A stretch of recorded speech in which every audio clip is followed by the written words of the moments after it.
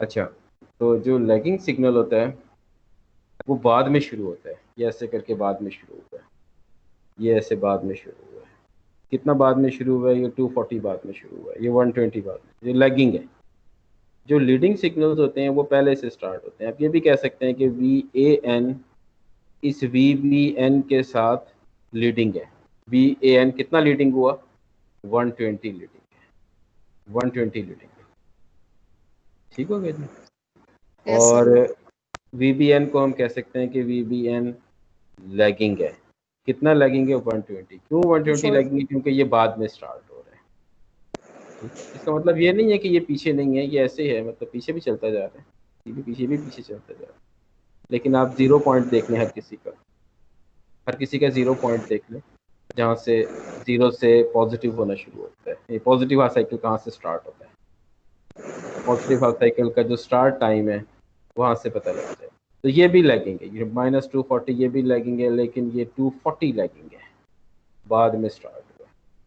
तो ये तीन सोर्सेज है। इन तीन सोर्सेज को अभी तक हम सिंगल सोर्स वाले सर्किट्स पढ़ रहे थे। मैंने ये बताया हुआ है अपनी वीडियोस में कि इन तीन सोर्सेज को बनाने का फ़ायदा क्या है। इसके बहुत सारे एडवांटेजेस हैं।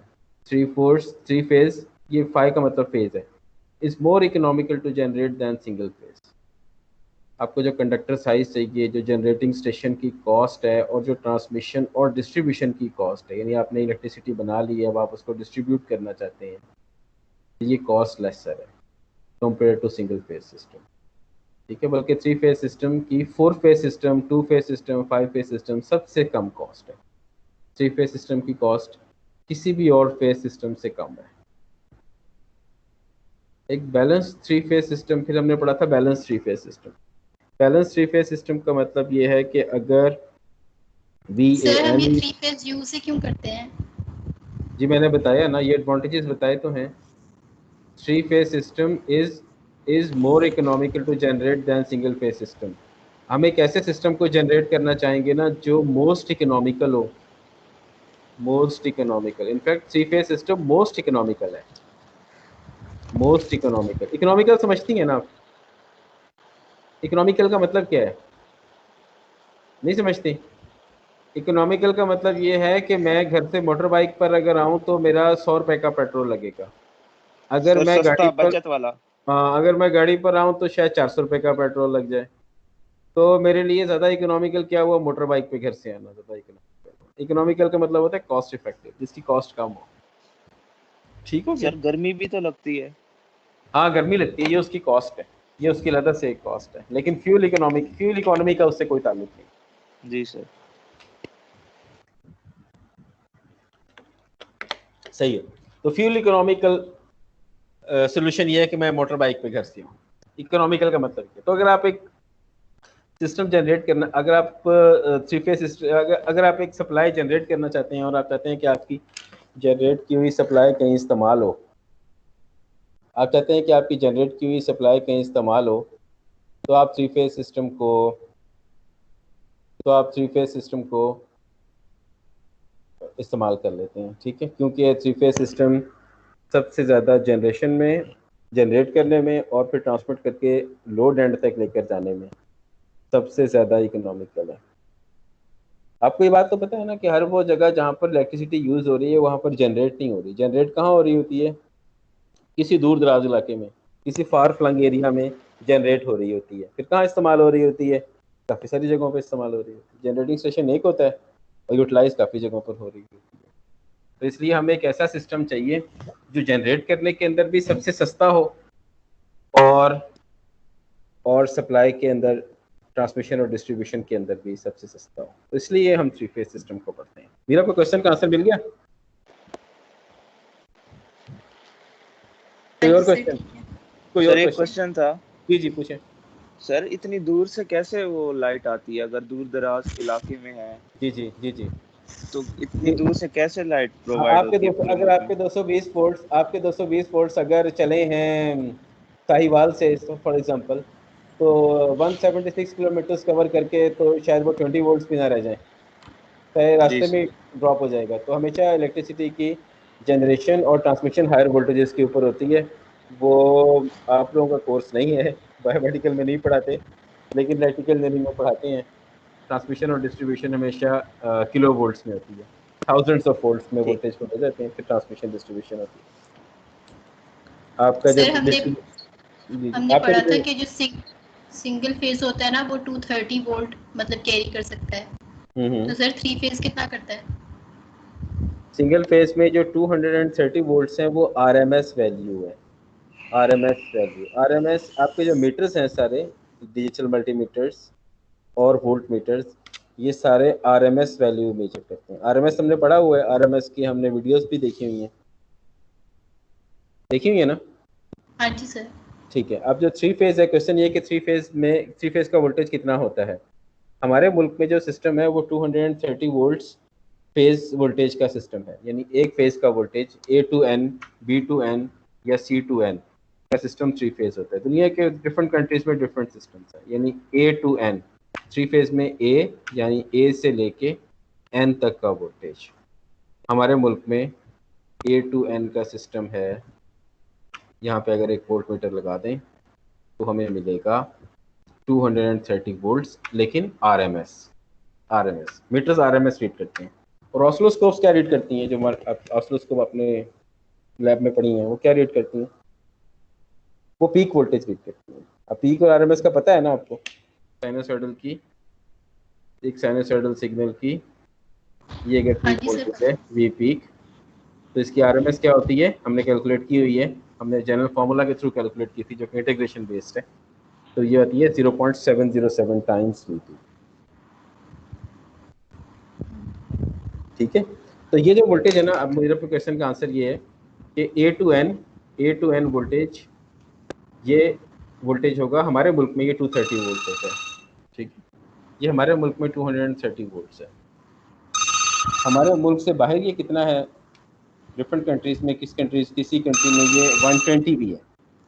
तो ये चूँकि यूएस की लिखी हुई बुक है जो हम पढ़ रहे हैं, तो उसके यहाँ चूँकि 120 है, इसलिए उसने इसको 120 लिखा हुआ है, इसलिए ऑथर ने इसको 120 लिखा हुआ है। ठीक है, लेकिन थ्री फेज सिस्टम के अंदर मैंने बताया ना कि थ्री फेज सिस्टम में अगर आप बाई कनेक्टेड सिस्टम है तो उसमें दो वोल्टेजेस होते हैं, एक लाइन वोल्टेज होता है और एक फेज वोल्टेज होता है। ये 230 या हमारे मुल्क में 230 या यूएस के अंदर 120, ये तो फेज वोल्टेज है। एक वोल्टेज ए और बी के दरमियान में भी होता है, जो ए और बी के दरमियान में वोल्टेज होता है उसको बोलते हैं लाइन वोल्टेज। और वो कितना होता है, वो 3 under root 3 times V phase होता है, यानी V A N, V B N, V C N, इन सब का कितना होता है, अंडर रूट 3 टाइम्स, 1.732 टाइम्स होता है। ठीक है, तो अपना वाई के अंदर, वाई सिस्टम्स के अंदर कितने वोल्टेजेस हो गए, दो टाइप्स के वोल्टेज। कितने टाइप्स के, दो टाइप्स के। आपका क्वेश्चन ये था कि कितना होता है, आपका क्वेश्चन ये था कि हमारे सिंगल फेज का वोल्टेज 230 होता है, तो थ्री फेज का वोल्टेज कितना होता है। तो इसका आंसर ये है कि एक वाई कनेक्टेड सिस्टम के अंदर, इसका आंसर पहले तो इसका आंसर ये है कि वाई कनेक्टेड सिस्टम भी हो सकता है, three phase system delta connected भी हो सकता है। अगर वो एक वाई कनेक्टेड सिस्टम है, तो उसमें टू सेट्स ऑफ वोल्टेजेस हैं, टू सेट, एक लाइन वोल्टेजेस का सेट है और एक फेज वोल्टेजेस का सेट, एक लाइन वोल्टेजेस का सेट है और एक फेज वोल्टेजेस का सेट है। तो लाइन वोल्टेजेस का जो वोल्टेज, फेज वोल्टेजेस का जो सेट होता है, उसमें हर वोल्टेज उतना ही होता है जितना सिंगल फेज का वोल्टेज है, और लाइन वोल्टेज होता है उसका 1.732 टाइम्स, यानी ज़्यादा होता है, 1.7 टाइम्स ज़्यादा होता है। जी जनाब, आगे चलें या कि क्वेश्चन है? नहीं सर, आगे। आगे चलते हैं और पढ़ते हैं कि ये एक बैलेंस थ्री फेज सिस्टम है। बैलेंस थ्री फेज सिस्टम का मतलब ये है कि VAN, VBN और VCN, अगर आप इन तीनों को ऐड करेंगे तो आंसर 0 आ जाएगा। ऐड करने का क्या मतलब, मैग्नीट्यूड तो सेम है तीनों के, VP, VP और VP, लेकिन हमें नहीं भूलना चाहिए कि ये तीनों एक कॉम्प्लेक्स नंबर्स हैं, इनके साथ एंगल्स भी एसोसिएटेड है।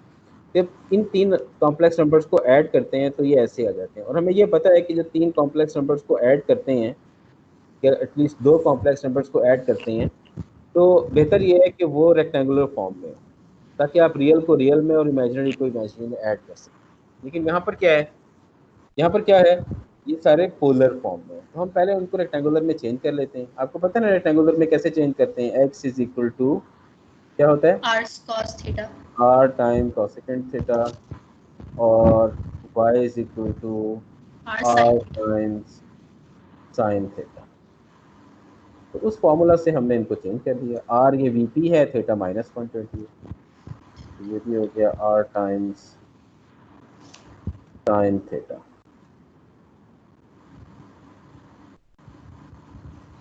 ये हमने इनको चेंज कर दिया, तो ये हो गया vp प्लस, और ये vp cos -120 plus J vp sine of -1। ये समझ आ गई थी? हाँ ये तो जी। आसान है, इस बेसिक फार्मूला से हमने कन्वर्ट किया हुआ है। इंटरनेट पर ऑनलाइन कैलकुलेटर्स भी मिलते हैं, वो भी आप उनको भी आप देख सकते हैं, कंसल्ट कर सकते हैं। और ये जब हमने इसको सॉल्व किया तो ये देखें इसका आंसर 0 है। ठीक हो गया। इसी को हम फेजर डायग्राम की फॉर्म में भी रिप्रेजेंट कर सकते हैं। VAN को ऐसे कर सकते हैं, at an angle of 0, VBN -120 है तो इसलिए ये हो गया -90। अगर हम क्लॉकवाइज चलें, ये -90 हो गया, ये हो गया -180। तो -120 कहाँ होगा? -90 से थोड़ा सा आगे, यानी 30 डिग्रीज आगे, तो इसलिए ये हमने VBN बना दिया। और -240 कहाँ होगा? इस -180 से 60 आगे, तो ये मैंने लिखा नहीं है यहाँ पर, लेकिन ये है VCN, ये VCN, ये -240। कोई क्वेश्चन?